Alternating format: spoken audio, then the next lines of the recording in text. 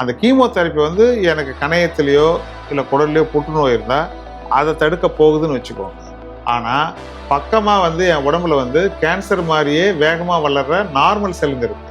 அப்போ வந்து கேன்சர் கீமோதெரப்பியில் என்னென்ன சைடு எஃபெக்டோ இந்த 3 நாளே அவங்களுடைய ரத்த அணுக்கள் உற்பத்தி வந்து அதிகமாக தேவைப்படும். அதனால ஆணை விட பெண்ணுக்கு வந்து ஃபோலிக் ஆசிட் கொஞ்சம் அதிகமாக தேவைப்படும்.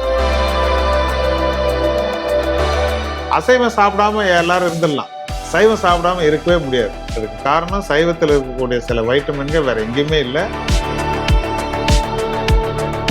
எல்லா விஷயங்களையும் வந்து இயற்கையா உணவுல கொண்டு வரதான் பார்க்கணும். அது பற்றாக்குறை இருக்கும் பட்சத்துல மருத்துவர் சொன்னாக்கா.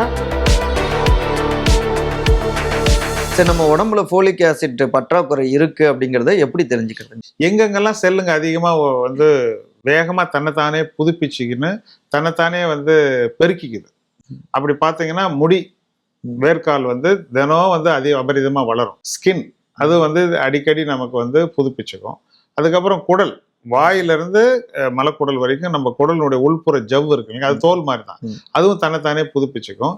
எலும்பு மஜ்ஜையில் இருக்கிற ரத்த உற்பத்தியான ஒரு நிமிஷத்துக்கே பில்லியன் கணக்கில் வந்து ரத்த அணுக்களை உற்பத்தி பண்ணுங்க. இவங்கெல்லாம் வந்து ஒரு அபரிதமான பிரம்மாண்ட தொழிற்சாலைங்க. செல்லை வந்து கண்டிப்பா நம்ம பிறக்கும் போது குழந்தையே ஒரு பெரிய தொழிற்சாலைன்னு சொன்னோம். ஒரு செல் வந்து 1 லட்சம் கோடி செல்லா மாற அதிசயம். அதே மாதிரி ஒரு நாளைக்கு வந்து கோடிக்கணக்கான செல்லுகளை தயாரிக்க வேண்டிய அவசியம் நான் சொன்ன 4 இடத்துக்கு வருது. இதை இன்னொரு உதாரணம் சொல்லி நம்ம மக்களுக்கு புரிய வைக்கலாம். இந்த செல் தடுக்கிற, இப்போ கேன்சர் வந்து அபரிதமா தேவையில்லாம வளர்ற ஒரு நிகழ்வு. அதை வந்து அந்த செல் வளர்ச்சியை தடுக்கிற மருந்தை கொடுக்குறாங்க, அதை கீமோதெரப்பின்னு சொல்லுவாங்க. அந்த கீமோதெரப்பி வந்து எனக்கு கணையத்திலேயோ இல்லை குடல்லையோ புற்றுநோய் இருந்தால் அதை தடுக்க போகுதுன்னு வச்சுக்கோங்க.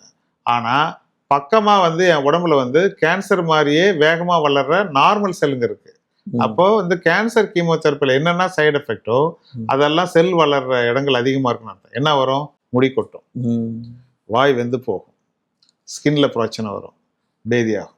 அப்போ இந்த 4 உறுப்புகள், அப்புறம் ரத்த அணுக்கள் குறையும். அப்போ வந்து எலும்பு மஜ்ஜையில் ரத்த உற்பத்தி, பிளேட்லெட் உற்பத்தி, முடி வளர்ச்சி, வாய் மற்றும் குடலினுடைய உள்புற ஜவ்வினுடைய ஆரோக்கியம், இதெல்லாம் வந்து ஃபோலிக் ஆசிட் நம்பி இருக்கு. ஏன் ஃபோலிக் ஆசிட் நம்பி இருக்குன்னா, ஃபோலிக் ஆசிட் தான் வந்து செல்லுக்குள்ள இருக்கிற அந்த நியூக்ளியஸ் கருவும் அதுக்குள்ள இருக்கிற டிஎன்ஏவும் 2ஆ மல்டிப்ளை ஆகிறதுக்கு 1-2ஆக ஃபோலிக் ஆசிட்ங்கிற உரம் அவசியம், கட்டாயம்.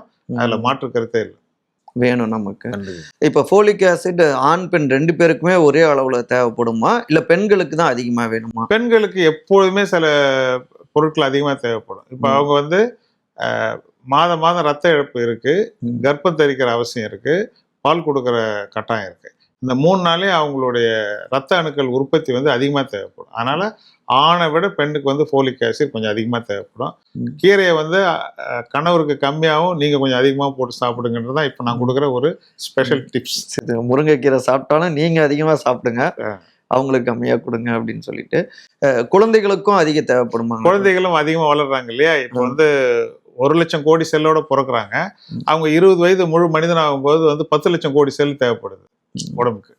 நம்ம கிட்ட வந்து நம்ம வளர்ந்து மனிதனாக நிற்கும் போது 10 லட்சம் கோடி. அப்போ 1 லட்சம் கோடி வந்து 10 லட்சம் கோடி ஆகிற அந்த வளரும் பீரியட்லையும் நம்ம அதனால தான் வந்து குழந்தைங்களுக்கு வந்து காய்கறி, கீரைகள், பருப்பு வகைகள் சாப்பிட்ற பழக்கத்தை வந்து இது பண்ணும். இது வந்து ஃபோலியேஜ்னாலே தெரியும், தாவரம். இது வந்து முழுக்க ஒரு வெஜிடேரியன் வைட்டமின். இது முழுக்க இதை நான் அடிக்கடி சொல்லுவேன். இப்போ நம்ம வந்து மனிதன் வந்து யானை கிடையாது, வெறும் தாவரத்தை மட்டும் சாப்பிட்டு வாழ்றதுக்கு. புலி கிடையாது, வெறும் மாமிசத்தை மட்டும் சாப்பிட்றது. நம்ம 2ம் கலந்த கலவை, நான் வெஜ். ஆமா, நம்ம வந்து நான் வெஜ். அதனால வைட்டமின் டி, B12 இதெல்லாம் வந்து எளிதாக கிடைக்கக்கூடியது அசைவ உணவுகள்ல. அசைவ உணவு சாப்பிட முடியாத போது நம்ம ரொம்ப எச்சரிக்கையா, இப்போ கம்பு, முருங்கைக்கீரை போன்ற சைவ உணவுகள் வந்து நம்ம இரும்பு எடுத்துக்கிறோம். B12 துரதிருஷ்டவசமா எந்த சைவ உணவுலையும் இல்லை. அதனால அதை சப்ளிமெண்டா எடுத்துக்க வேண்டிய அவசியம் வந்து வெஜிடேரியன் பீப்புளுக்கு அதிகமாக நேரலாம். பட் வந்து அசைவம் சாப்பிடாம எல்லாரும் இருந்துடலாம், சைவம் சாப்பிடாம இருக்கவே முடியாது. அதுக்கு காரணம் சைவத்தில் இருக்கக்கூடிய சில வைட்டமின்கள் வேற எங்கேயுமே இல்லை. சைவத்தில் இன்னொரு பொருள் இருக்கு, ஃபைபர். ஆமா, நம்ம சாப்பிட்ற கீரையில ஃபோலிக் ஆசிட், அயன், மற்ற பொருள்கள்லாம் வந்த பிறகும் மிச்சம் இருக்கிற சர்க்கரை தான் வந்து நம்மளுடைய 100 லட்சம் கோடி பேர் நம்ம கிட்ட இருக்காங்க. நம்ம யாரு 10 லட்சம் கோடி? நம்ம பிறக்கும் போது 1 லட்சம் கோடி செல்லு, நம்ம வளர்ந்து நிற்கும் போது 10 லட்சம் கோடி. ஆனா நமக்குள்ள இருக்கிற விருந்தினர்களுடைய எண்ணிக்கை 100 லட்சம் கோடி. நம்மளோட 10 மடங்கு அதிகமான பாக்டீரியா இருக்காங்க. அவங்களுக்கு நம்ம சாப்பிட்ற கீரை, காய்கறி, பழங்கள்ல இருக்கிற நார் சத்து நம்ம செரிக்க முடியாம போனதான் அவங்க நொதிச்சு அவங்களுக்கு அவங்களே உணவு தயாரிச்சு நமக்கு நிறைய உதவி செஞ்சுன்னு இருக்காங்க. இதுக்காகவும் நம்ம கீரை வகைகள், காய்கறி வகைகள், பயிறு வகைகளை தினசரி உணவுல வந்து இதை வந்து ஒரு விளக்கவே கூடாது. தினம் வந்து அது பாட்டுக்கு வந்து ஆட்டோமேட்டிக்னு சொல்லுவாங்கல்ல, அது பாட்டு வந்துட்டே இயல்பாவே இருந்து இயல்பாவே நம்ம தட்டுல இருக்கணும். அதாவது வந்தாரை வாழ வைக்கும் தமிழ்நாடுங்கிற மாதிரி 100 லட்சம் கோடி செல்கள் இருந்தா எல்லாத்தையும் நம்ம சரியா பாத்துக்கணும். உள்ளுக்குள்ளார உடம்பு கவனிச்சுக்கணும், மூளை போயிட்டு எல்லாரையும் நம்ம கவனிச்சுக்கணும். அப்ப டெய்லி காய்கறிகள் சாப்பிடு, மெயினா கீரை சாப்பிடணும். நீங்க சொன்னப்ப விட்டமின்ஸே பாருங்க டெமோக்ராட்டிக்கா இருக்கு, சைவமும் இருக்கு அசைவமும் இருக்கு, ரெண்டையும் நீ எடுத்துட்டீங்கன்னா நல்லா இருக்கலாம். ஆமா ஆமா. இப்ப வந்து ஸ்போர்ட்ஸ்ல இந்த மாதிரி எல்லாம் ஈடுபடுறவங்களுக்கு இன்னும் கொஞ்சம் கூடுதலா தேவைப்படும் இல்லைங்களா போலிக் ஆசிட்? ஆமா, இப்ப கடுமையான உடல் உழைக்கிறவங்களுக்கும் கடுமையான உடற்பயிற்சி செய்யறவங்களுக்கும் அந்த வேர் அண்ட் டேர்ன்னு சொல்லுவோம் இல்லையா, அந்த தேய்மானம் அதிகமா இருக்கனால புதுப்பிக்கிறதுனா அது ஃபோலேட். அப்போ வந்து வைட்டமின் ஃபோலேட் குறைஞ்சா என்ன வரும்? ரத்தம் குறைஞ்சதுன்னா சோகை வரும். சோகம் வந்தால் டயர்டாக இருக்கும், ஒரு சோர்வாக இருக்கும், வேலை செஞ்சால் மூச்சு வாங்கும், ரொம்ப அதிகமான கை கால் வீக்காக இருக்கலாம்.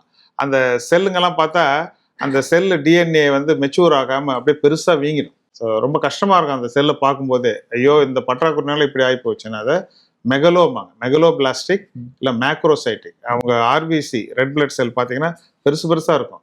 வழக்கமாக அதனுடைய சைஸ் வந்து ஒரு 100ன்னு ஒரு நம்பர் வச்சுக்கோங்க, 90 100, இவங்களுக்கு 110 115 இருக்கும். அந்த எம்சிவின்னு சொல்லுவாங்க. அதை பார்த்தா நம்ம ஃபோலிக் ஆசிட் கம்மின்னு தெரிஞ்சுக்கலாம்.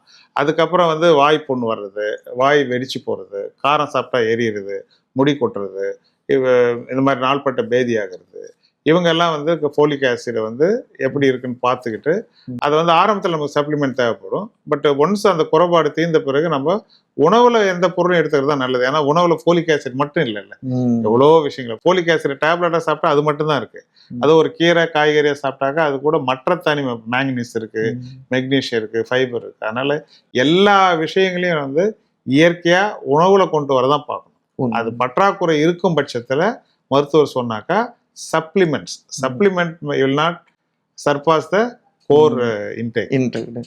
நீங்க செல்கள் பத்தி அதனுடைய முக்கியத்துவம் பத்திலாம் நீங்க சொன்னீங்க, அது அவசியமான செல். ஆனா இப்ப நிகழ்காலத்துல நிறைய பேர் வேற ஒரு செல்லு, அதாவது செல்போனை எடுத்துக்கிட்டு அதுல இருந்து என்ன செல்போன்லாம் டாக்டர் ஆயிடுறாங்க, எதுனாலும் அங்க இது பண்ணிடுறாங்க.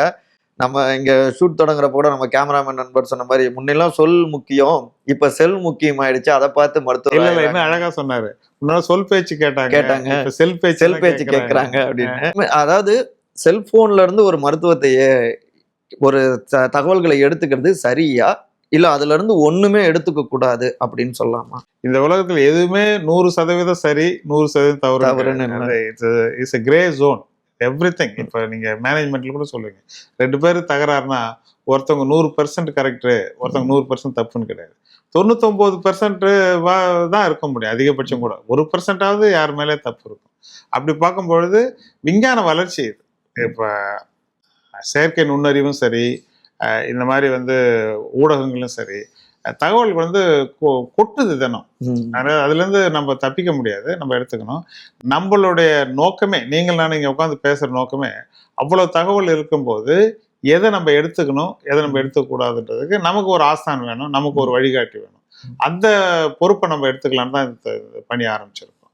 ஸோ நம்பகமான ஒரு தகவல்கள் இருக்கு. இப்போ வந்து ஒரு கர்ப்பமாகறாங்கன்னாக்கா அவங்க வந்து Indian college of obstetrics and gynaecology இருக்கு.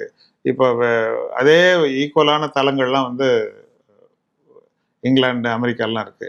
ஒரு இன்ஃப்ளமேட்டரி பவுல் டிசீஸ் அப்படின்னு ஒரு பேஷண்ட் நான் சொல்றேன்னா ஒரு டாக்டர் 10 நிமிஷம் அதை சொல்லலாம், 20 நிமிஷம் சொல்லலாம். பட் அதை பற்றி நல்லா படித்து தெரிஞ்சுக்கிறதுக்கு இந்த ஊடகங்கள் உதவுது, வலைத்தளங்கள் உதவுது. ஆனால் எது வந்து நம்பகமான வலைத்தளம், எதில் வந்து தகவல்கள் வந்து தணிக்கை செய்யப்பட்டு அறிவியல் பூர்வமா எவிடன்ஸ் பேஸ்ட் அங்கே போகணும். அதுக்கு வழிகாட்டுறதுக்கு ஒரு மருத்துவர் வேணும். இப்போ என்கிட்ட வர்றவங்களுக்கு வந்து இந்தந்த தளத்துக்கு போங்க, பட் அதை விட்டு பரபரப்புக்காகவும் நம்மளை நிறைய பேர் பார்க்கணுன்றதுக்காகவும் கவன ஈர்ப்புக்காகவும் நம்ம அதீதமான தகவலை ரொம்ப ஊதி பெருசாக்குறதும் இல்லை வந்து ஒரேடியா வந்து எதிர்த்து பேசுறதும் இருக்கும். ஒரு மிதமான போக்கில் போகணும்.